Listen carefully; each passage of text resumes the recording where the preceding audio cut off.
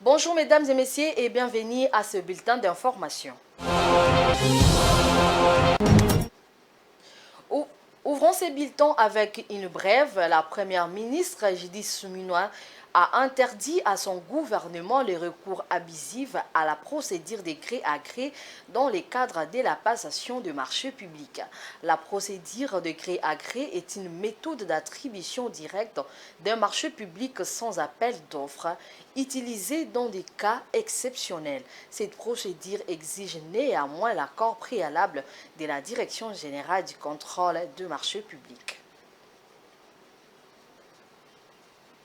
En mission de travail à Chikapa, chef-lieu de la province du Kasaï, la première ministre Judith Suminwa a effectué une visite d'inspection de plusieurs sites stratégiques ayant un impact direct sur la vie quotidienne des habitants. Elle s'est engagée à relancer les développements de la province et à proposer des solutions concrètes. Rosie Chioyo. En visite officielle dans la province du Kasaï, la première ministre Judith Suminwa a effectué, mardi 27 mai 2025, une série d'inspections sur plusieurs chantiers d'utilité publique, notamment le pont sur la rivière Loangue, situé dans le secteur des Bapende, à environ 120 km de la ville de Chikapa. La chef du gouvernement a souligné l'urgence de financer les travaux nécessaires pour préserver cette infrastructure vitale. Elle a notamment révélé que les murs de soutènement n'avaient pas été bétonnés, provoquant un déséquilibre structurel. Judith Suminwa s'est également rendue à l'hôpital général des références de Chikapa et à la zone de santé de Kanzala, où elle a constaté un manque d'équipement des spécialistes et des problèmes de rémunération du personnel médical.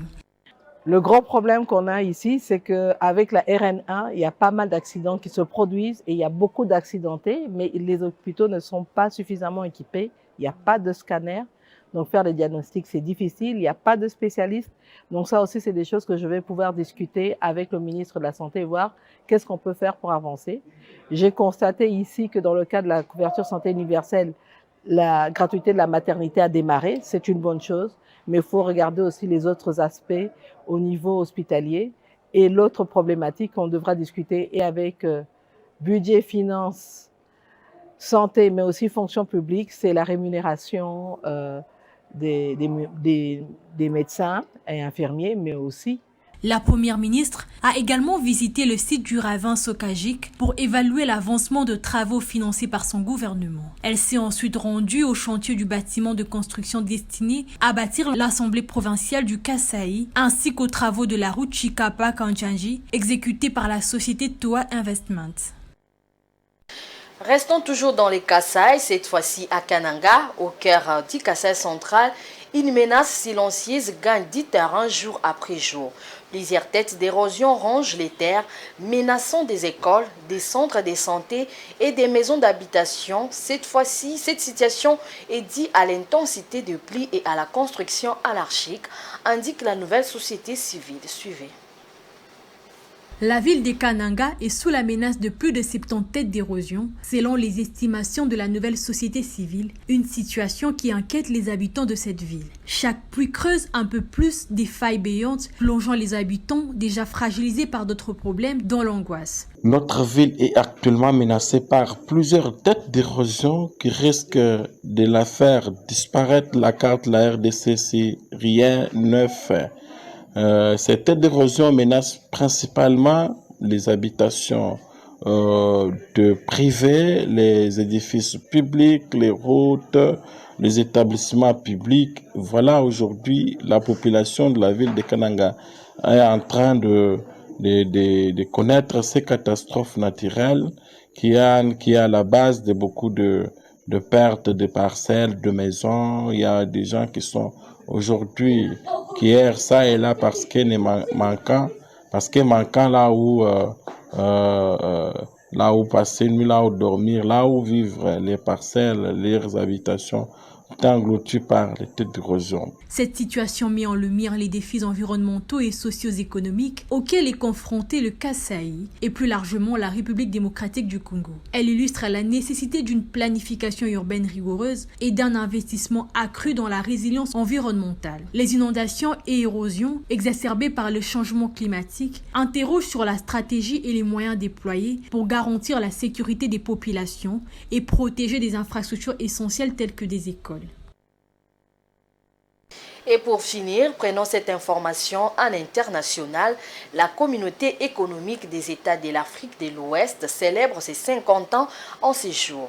Elle est fondée depuis 1975 pour promouvoir l'intégration économique et politique de l'Afrique de l'Ouest. Si le projet communautaire a connu des avancées notables, notamment en matière de libre circulation ou de médiation politique, il reste confronté à des profonds défis. Suivez. Créée en 1985 à Lagos par 15 États ouest-africains, la communauté économique des États de l'Afrique de l'Ouest portait l'espoir d'une intégration régionale forte, articulée autour d'un marché commun, d'une libre circulation des biens et des personnes et d'une voix unifiée sur la scène internationale. 50 ans plus tard, les bilans est contrasté. Des progrès notables ont été réalisés dans la coopération économique, les infrastructures transfrontalières ou encore la création d'un passeport régional. Mais ces avancées restent entravées par des défis structurels persistants. La CEDEAO s'est progressivement muée en acteur politique et sécuritaire, notamment à travers la mise en place des Locomog, sa force militaire d'intervention, déployée dans plusieurs crises comme au Libéria ou en Sierra Leone dans les années 1990. Cette orientation sécuritaire s'est renforcée face aux coups d'État successifs au Mali, en Guinée, au Burkina Faso et au Niger, révélant les limites de son autorité et de son modèle d'intégration. L'unité régionale s'est fissurée avec la montée des souverainismes, la remise en cause des institutions communautaires et les départs fracassants de certains membres du bloc qui contestent désormais son orientation et son efficacité. À l'ère où le continent africain cherche à se positionner comme une force géopolitique émergente, la CEDEAO se trouve à la croisée des chemins entre refondation nécessaire et risque d'effacement. 50 ans après sa création, les projets d'intégration ouest-africains restent inachevés, ballottés entre ambitions panafricaines et réalités nationales fragmentées. C'est la fin de ce bulletin d'information. Mesdames et messieurs, merci de l'avoir suivi. Et bonne suite des programmes sur Géopolis Télévision. À 19h, vous suivrez la grande édition avec Blessed Kouzola.